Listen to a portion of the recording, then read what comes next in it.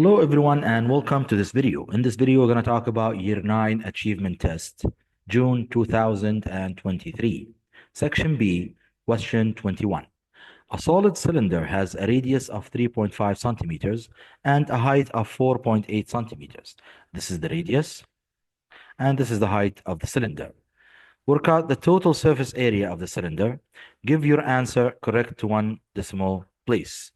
Now, I'm going to cover this so I can work here. So we have to remember that the answer should be given in one decimal place, okay? So first, let me cover this here. Now we know that the total surface area of a cylinder is known by a formula. I'll show it to you here. Cover this here, and let's cover this so we can work on the total space, okay? So first, the area of the cylinder, let me write it here, area of the cylinder, or total surface area of a cylinder, means the area of the two circles. So 2 pi r squared.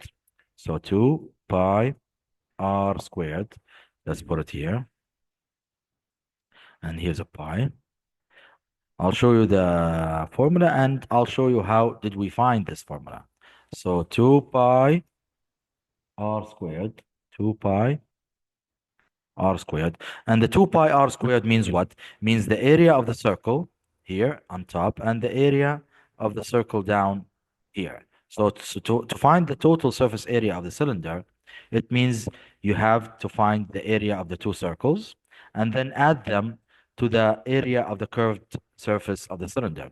Now, plus the area of the curved surface of the cylinder means what? It means you multiply the height by the circumference of the circle. The circumference of the circle is 2 pi r, 2 pi r, multiplied by h, multiplied by h. So 2 pi r h, like this, 2 pi r h. As I said, this rule, you can memorize it, but you have to understand how did it come. Now, this rule here, let me show you step by step. This means pi r squared multiplied by 2. It means the area of the two circles. And here we have 2 pi r multiplied by h, which is the circumference of the circle, multiplied by the height of the cylinder. And this is how you find the total surface area of the cylinder. Now, let's use this formula. Now, we understand how did this formula come. I can show you the shape when you open it. So I explain more, okay? So here, I'll use this space to explain. This is the curved area or the curved side of the cylinder. And these two circles are the one on top here, one here, the one on top, and the one down here, okay? Both circles are the same. This means the area of the circle can be multiplied by 2. The area of the circle can be multiplied by 2. Here, show you.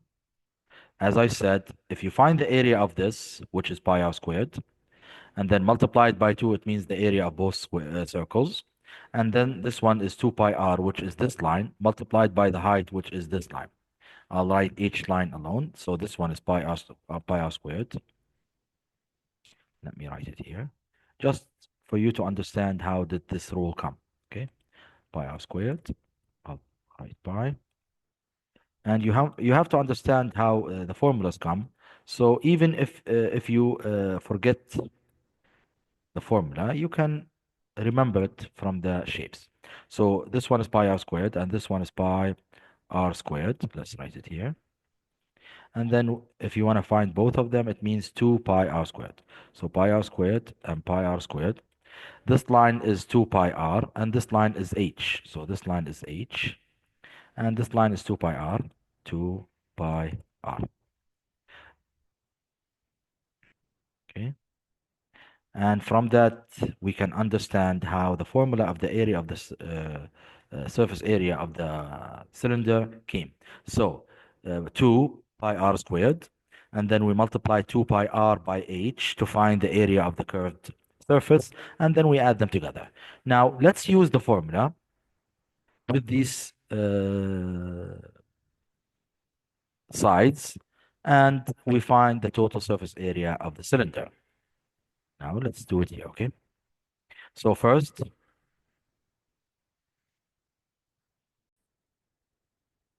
Now, let's substitute all the numbers that we have in the formula. So the area, or the total surface area of the cylinder, 2 multiplied by 3.14, which is pi, and then multiplied by r squared. So multiplied by r is 3.5, so 3.5 squared, like this. And then all of these added to what? Added to 2 times 3.14, which is the pi, okay, multiplied by r, which is 3.5, and then multiplied by h, which is 4.8. 4.8. Now, you can do the whole thing in the calculator, and it will give you the total surface area that you want. So let's do the whole thing here. So 2 times 3.14 times 3.5 squared. This is the first part. Okay. You don't have to use it in brackets because the calculator will multiply before addition. So we have 2 times 3.14 times 3.5 squared. And then plus, we have 2 times 3.14, which is pi, times 3.5, which is r, and then times 4.8, which is h. Now, the answer is 182. 182. Let's see. 182.4. 182.4. Okay. So 182.4. And we have in the calculator, we have a 2 after it. Let's check. So when you multiply all of these together in the calculator, we will have 182.434. This depends on you using pi as 3.14 or using the whole pi. Because sometimes if you use all of the pi, it will give you another other number. But it will be in the range of the answer. Let me show you how. Now, if I put pi in the calculator instead of putting 3.14, it will use all the numbers of pi. And the answer that the calculator will give me, the area will be 182.526. Now, this happens if I put pi here instead of 3.14, because it will use all the numbers. Now, I have to round both of them to one decimal place. And one decimal place means this one will be 182.4, and the other one will be 182.5. And this is how you round to one decimal place. Now, both answers are accepted because the first one comes from putting 3.14, and the second one will come from putting all of the pi in the solving answer. And this is how you answer a question like this. As I said, it's going to be accepted, both of them, no problem, and you won't have any problems with the answer. Thank you very much for watching.